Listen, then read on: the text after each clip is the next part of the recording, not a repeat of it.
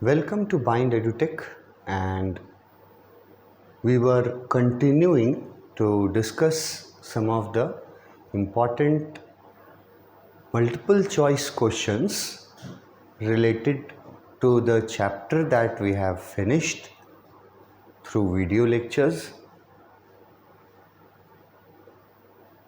पिछले क्लास में हमने ये क्वेश्चन देखा था जिसमें पूछा कि how did the author manage to stretch the canvas,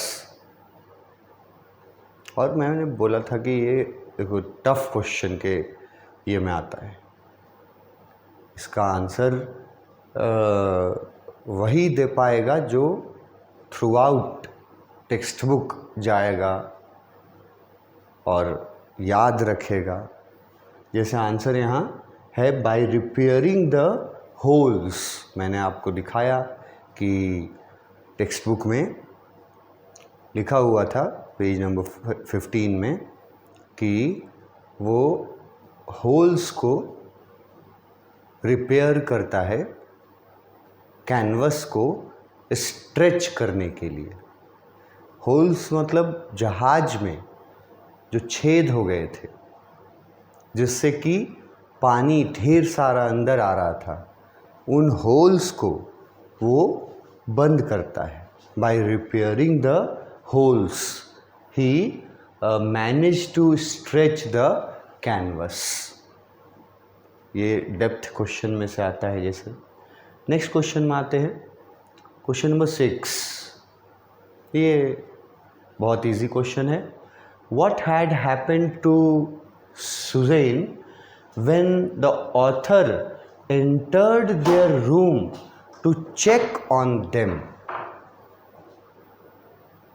यहाँ तूफान से सामना होने के बाद स्टीयरिंग अपनी वाइफ मैरी को संभालने बोलने के बाद नरेटर अपने बच्चों के केबिन में जाते हैं। वहाँ से ये क्वेश्चन है। बच्चों के केबिन में जाते हैं और उनका हालचाल पूछते हैं।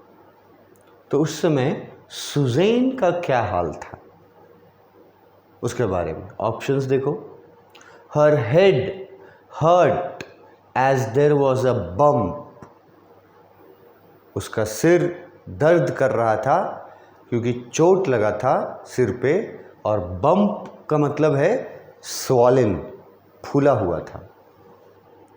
शी वॉज अनकॉन्शियस, मतलब वो बेहोश पड़ी हुई थी केबिन में। हर लेग्स हर्ट, उसके पैर दर्द दे रहे थे, या शी वॉज फाइन, कि वो फाइन थी। तो ये बहुत आसान क्वेश्चन है उन लोगों के लिए जो लोग पूरी स्टोरी टेक्स्ट बुक के थ्रू गए हैं। वो लोग आसानी से इसका आंसर चुन लेंगे कि वो बेहोश नहीं थी, उसका लेग भी हर्ट नहीं हुआ था, और वो फाइन भी नहीं थी। हुआ क्या था, उसका सिर पे चोट लगा था and there was a bump, वहाँ पे स्वॉलन हो गया था जब देखने गया था नरेटर उनके केबिन में। वो लोग अपर बेड पर थे और सुज़ैन का ये हालत था। ये आसान क्वेश्चन के कैटेगरी में आएगा। जो ऑप्शंस दिए हुए हैं वो ऑप्शंस बहुत आसानी से कट रहे हैं। Question number 7। Who said we are sinking? मैंने आपसे कहा था कि इसमें जो स्टेटमेंट्स हैं कैरेक्टर्स के, उनके बारे में पकड़ना, उसका आंसर पकड़ना, इसके लिए ज़रूरी है पूरा पढ़ाई करना। जैसे इसके पहले पूछा था क्वेश्चन कि ये we are not afraid to die, ये किसने कहा था? जोनाथन ने कहा था, बेटे ने कहा था। और पूछ दिया वी आर सिंकिंग, ये किसने कहा था? ऑप्शन देखो, उसके क्रूमैन ने कहा, या उसकी वाइफ मैरी ने कहा था, या उसकी डॉटर ने कहा था, या उसके सन ने कहा था वी आर सिंकिंग। अब जो टेक्स्ट बुक नहीं पढ़ेगा वो ना याद रिवाइव तो कर ही नहीं पाएगा, याद भी नहीं रख पाएगा। और जो टेक्स्ट बुक के थ्रू गया होगा वो रिवाइव भी कर लेगा और वो याद भी रहेगा उसको कि स्टेटमेंट किसने कहा था।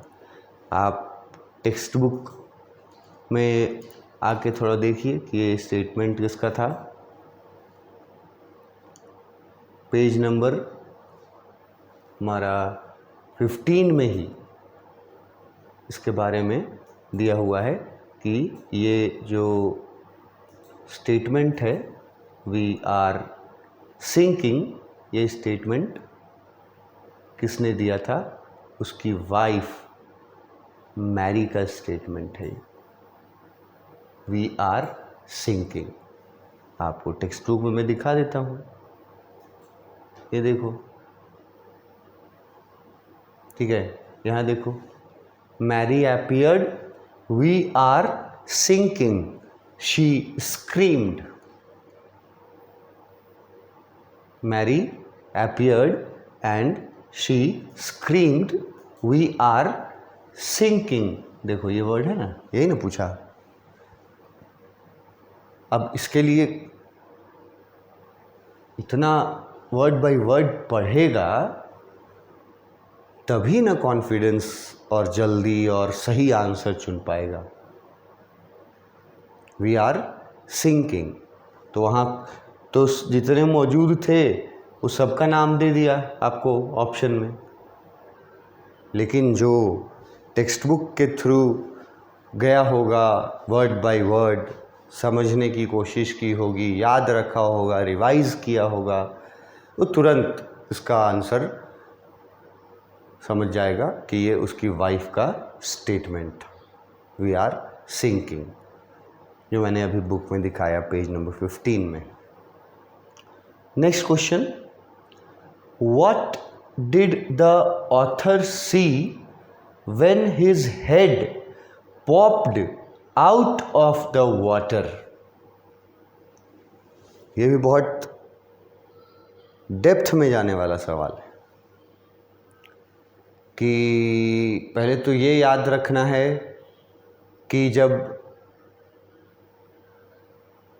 उनका सामना हुआ था उस तूफान से, समुद्री तूफान से, तो ऑथर के साथ क्या हुआ था, ठीक है।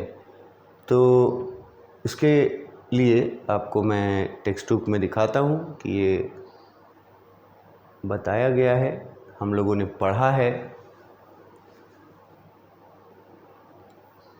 लिखा कि ऑथर ने क्या देखा when his head popped out, her head popped out of the water। पहले तो popped out ये वर्ड जो पढ़ेगा, मैंने वहाँ मीनिंग बता दिया था। यहाँ देखो पेज नंबर कौन सा है, अभी 15 ही हमको लग रहा है, पेज नंबर 14 है, देखो वहाँ लिखा हुआ पेज नंबर 14 में यहाँ दिया हुआ है कि जब सामना हुआ उनका शिप का, तो समुद्री तूफान से, तो वो लोग, वो स्पेशली नरेटर पर उसका क्या प्रभाव पड़ा था वो पूरा उसने डिस्कस किया था। मैं आपको यहाँ दिखाता हूँ। नो इम्प्रूवमेंट वर्स होता चला गया, ठीक है, और उनको ऐसा लग रहा था कि पूरा समुद्र उनकी तरफ आ रहा है, स्क्रीमिंग विंड्स का जो साउंड है वो सुनाई दे रहा है। ठीक है, अब यहाँ आते हैं,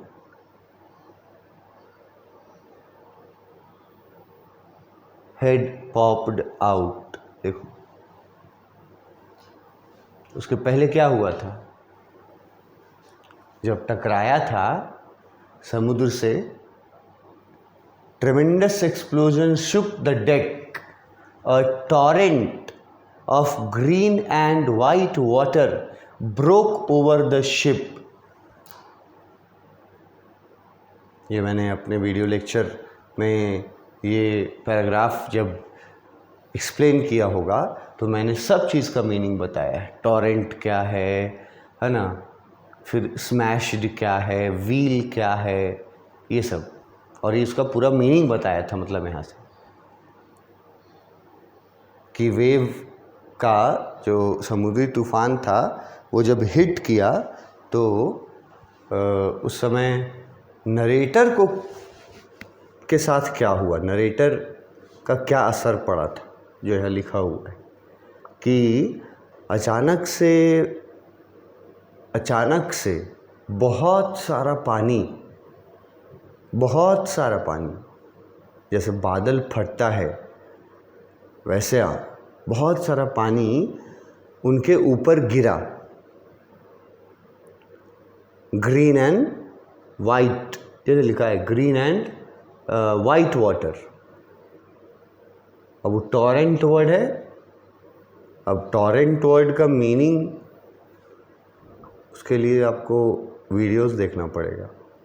ठीक है, तो उसको हुआ क्या था कि उसका सिर टकरा गया था स्टीयरिंग से, और उसके बाद वो ना उड़ के लग रहा था उसको, flying overboard and sinking below the waves. मतलब उछाल दिया उसको, पहले तो सिर टकराया, उसके बाद वेव्स के ने उसको उछाल के शिप से बाहर फेंक दिया, शिप से बाहर।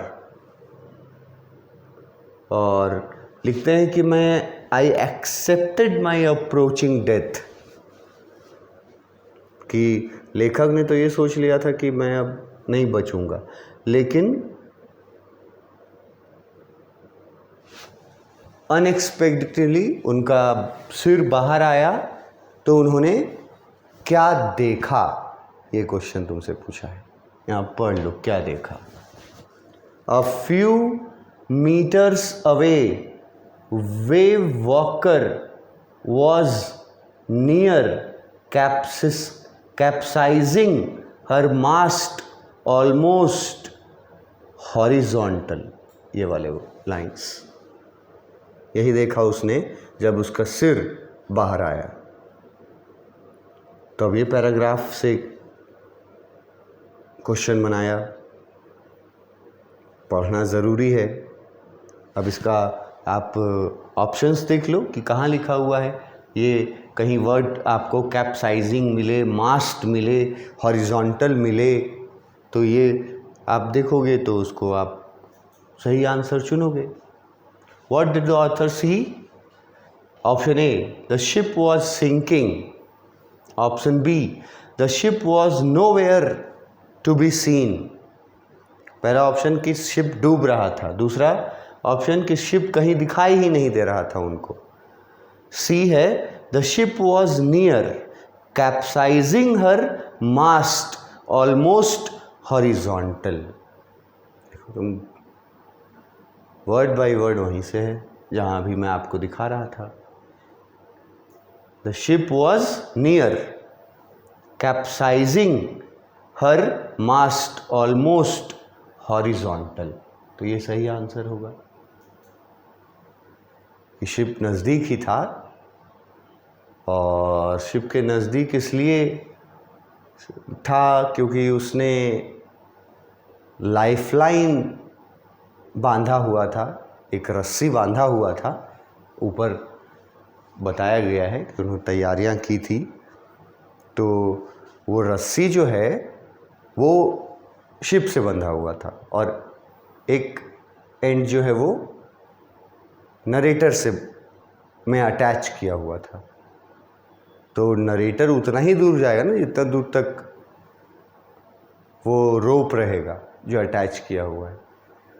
तो ये आंसर आपको मैंने दिखाया, आंसर लिखा हुआ है वहाँ।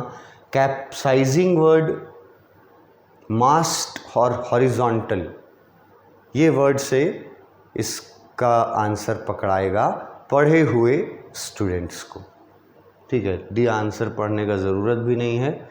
इट वॉज स्टिल स्टैंडिंग लिखा है कि वो उसी तरह से खड़ा था, एक लिखा है कि वो डूब रहा था, एक लिखा है कि शिप कहीं था ही नहीं, कहीं दिखाई ही नहीं दिया, और एक में लिखा है कि शिप नज़दीक ही था, डूबता हुआ और उसके मास्ट वर्टिकल के जगह हॉरिजॉन्टल हो गए थे, ये दिखाई दिया। तो ये आंसर हम लोग चुनेंगे। नेक्स्ट क्वेश्चन नंबर 9, ये भी मेरे कैटेगरी में बहुत इजी क्वेश्चन है। What was their first meal in 2 days? 2 दिनों के बाद उनको उनका पहला खाना नसीब हुआ था। मील मतलब हुआ फूड।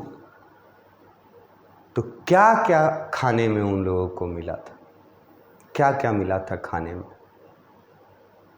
ये तो मैंने पढ़ाया है, आप टेक्स्ट बुक में देख लो कि ये कहाँ आएगा। आपको पेज नंबर 15 है। उन लोगों ने पहला मील क्या मिला, क्या खाया।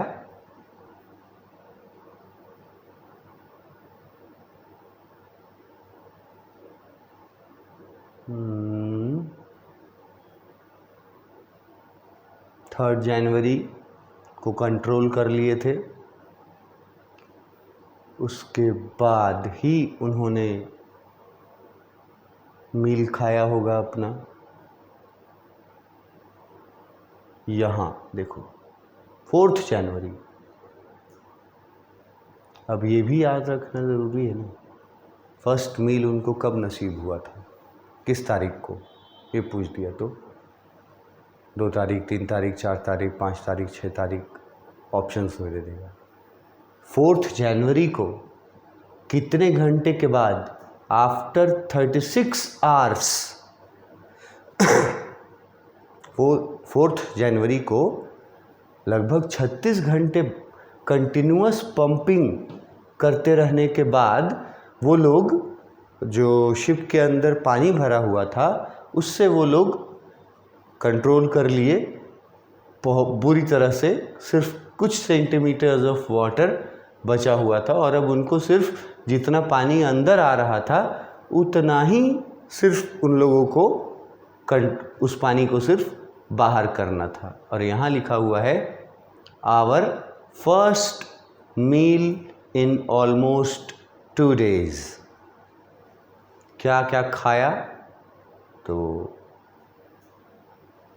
सब कुछ पढ़ाया हुआ है। जो नहीं पढ़ोगे उनको मैं बोल रहा हूँ कि बहुत परेशानी होगा, तरह तरह का प्रॉब्लम होगा क्वेश्चंस में। ये नहीं समझ में आ रहा है तो वो नहीं समझ में आ रहा है।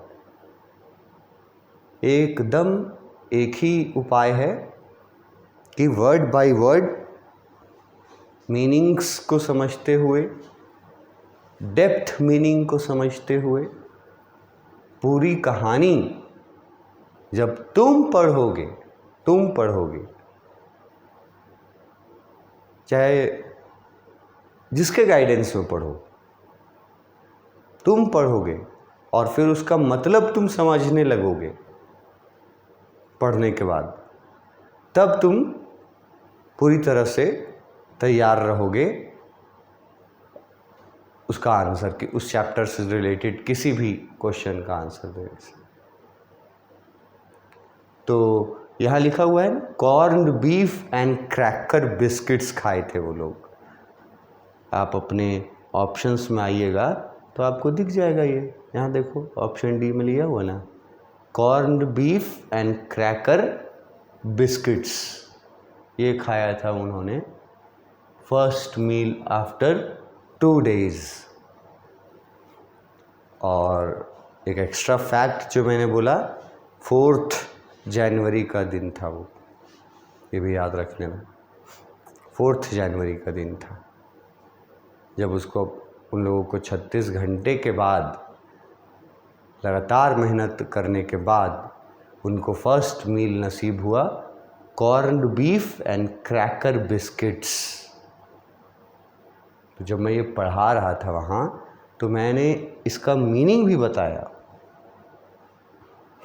कि कॉर्न बीफ मतलब क्या होता है ना, क्रैकर बिस्किट मतलब क्या होता है, क्योंकि हमारे कंट्री का तो है नहीं स्टोरी, ये इंग्लैंड के बैकग्राउंड से है, तो खाने का नाम सब अलग अलग रहता है। तो अगर आपको बीफ पता है, बिस्किट्स पता है, ठीक है, लेकिन अगर कॉर्न बीफ जानना है और क्रैकर बिस्किट जानना है, नहीं जानते हैं आप, तो आपको पढ़ना पड़ेगा। देखिए लेक्चर्स, जिस लेक्चर में ये पैराग्राफ समझाया होगा उसको देखिए, आपको पता चल जाएगा कि ये क्या होता है। तो उन्होंने 2 दिन के बाद 4 जनवरी को 36 घंटे लगातार मेहनत करने के बाद कुछ इंचेस सिर्फ बच गए थे अब पानी का, और तब उनके लिए मील लेके आई थी कौन, मैरी। अब ये तो ऑब्वियस है कि मैरी ही लाएगी, और कोई है ही नहीं वहाँ वो काम करने के लिए। The first meal after 2 days on 4th January, working continuously for 36 hours, उन लोगों का यही था खाना पहला, corn beef and cracker biscuits. मैंने आपको दिखाया टेक्स्ट बुक में कहाँ पर है।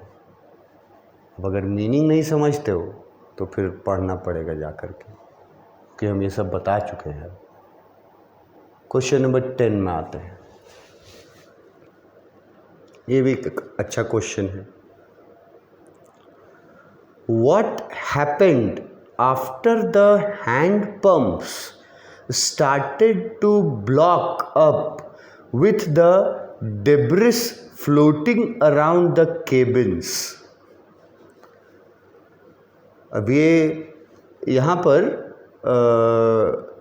पूरा सेंटेंस है, व्हाट हैपेंड के बाद जो सेंटेंस लिखा गया है वो एग्जैक्टली टेक्स्ट बुक से लिया गया है। ये जिसमें आता है hand pump started to block, debris, ये पूरा सब टेक्स्ट बुक में है। तो पूछ रहा है कि अगर तुम डेब्रिस समझते हो, ठीक है, तो कहानी ये पढ़े हो तो ये आपने पढ़ा होगा कि मुश्किल इन लोगों की बढ़ गई जब पंप जो थे वो जाम हो गए, एक तरह से जिसको बोला जाता है ब्लॉक हो गए। और किस वजह से ब्लॉक हुए, बहुत सारा डेब्रिस फ्लोट कर रहा था पानी में। और डेब्रिस मीनिंग हम वहाँ बताए थे, मतलब वेस्ट मटेरियल्स जैसे होता है। तो वेस्ट मटेरियल्स तो नहीं थे तो उनके ही जहाज़ के, लेकिन उसको डेब्रिस बोला गया है। क्या हुआ जब पंप जो है वो ब्लॉक हो गया? ऑप्शन देखो क्या हुआ था और फिर देखो चुनने का कोशिश करो। Option A, the author connected an electric pump to an out pipe. Option B, by taking out water with the help of bucket. Option C, by repairing hand pump.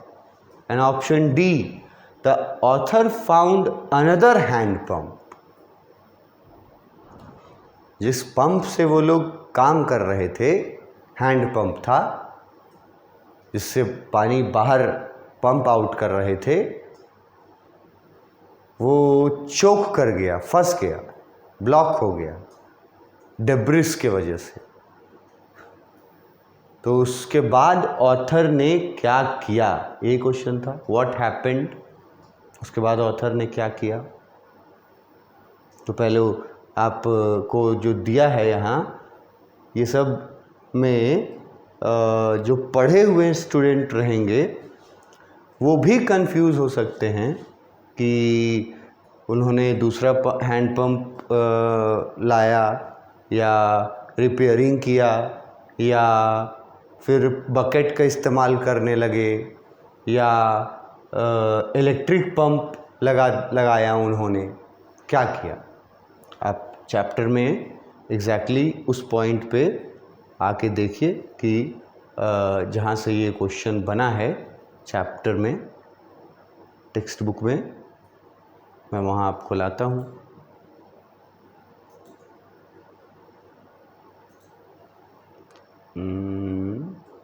ये ठीक है, ये खाने वाला चीज़ था, क्या मील मिला उनको, और क्वेश्चन पूछा कि जब हैंड पंप ब्लॉक हो गए तब उन्होंने क्या किया। अब हैंड पंप कहाँ ब्लॉक हुए थे, ये तो ऊपर ही हो गया होगा हैंड पंप ब्लॉक। ये तुम्हारा टेक्स्ट बुक का पार्ट है पूरा, ठीक है। हैंड पंप ब्लॉक कब हुआ था और फिर क्या किया था, उसका उपाय क्या लगाया था।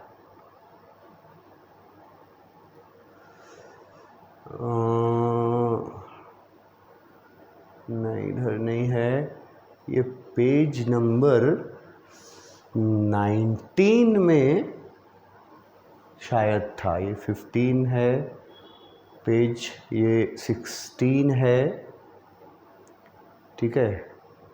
उसके बाद ये 17 है,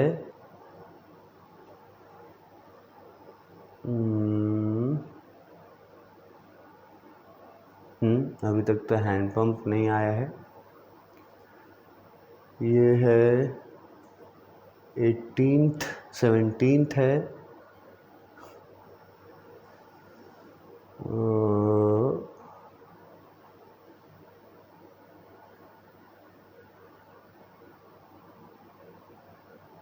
नहीं, पंप ब्लॉक तो ऊपर ही हो गया था, प्रॉब्लम आया था उनके पंप में, वो ऊपर ही आ चुका था, जिसका उपाय लिखा था, मतलब किया था नरेटर ने। पंप ब्लॉक,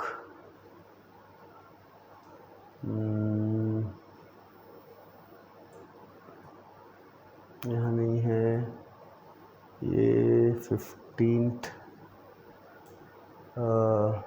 पेज नंबर है, हाँ यहाँ देखो, यहाँ आ गया।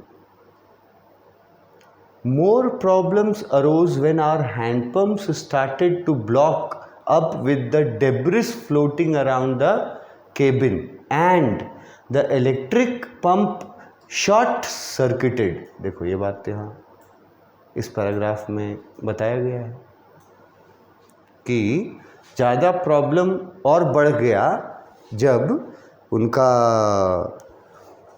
हैंडपम्प जो है वो ब्लॉक कर गया। डेब्रिस वर्ड देखो यूज़ कर रहा है, तो मैंने इसका मीनिंग ज़रूर बताया होगा। Debris floating around the cabins, और जो इलेक्ट्रिक पंप था वो शॉर्ट सर्किट होने के वजह से ख़राब हो गया। तब पूछा है कि उसके बाद क्या उपाय निकाला गया।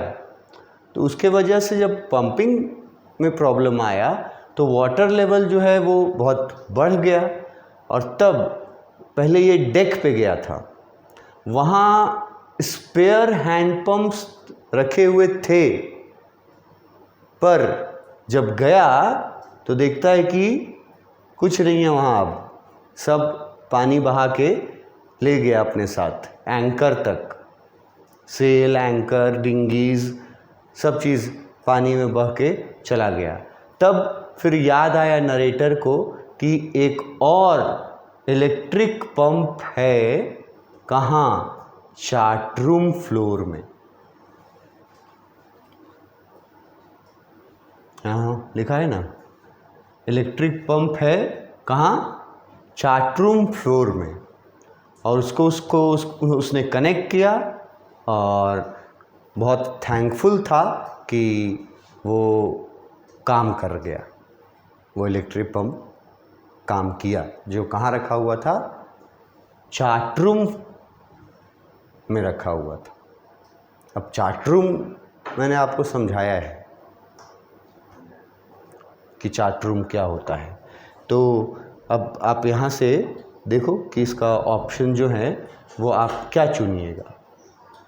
पहला, दूसरा कि वो लोग बकेट यूज़ कर रहे थे, तीसरा कि वो लोग पंप को रिपेयर किया, चौथा कि दूसरा पंप लाया। ये सब तो नहीं लिखा हुआ है, वहाँ साफ साफ लिखा हुआ है कि ऑथर एक इलेक्ट्रिक पंप कनेक्ट किया और इससे फिर पानी बाहर निकाला। और ये इलेक्ट्रिक पंप कहाँ रखा हुआ था? ये याद रखना, चार्ट रूम में रखा हुआ था। इसका आगे नेक्स्ट क्लास में देखेंगे। Thank you.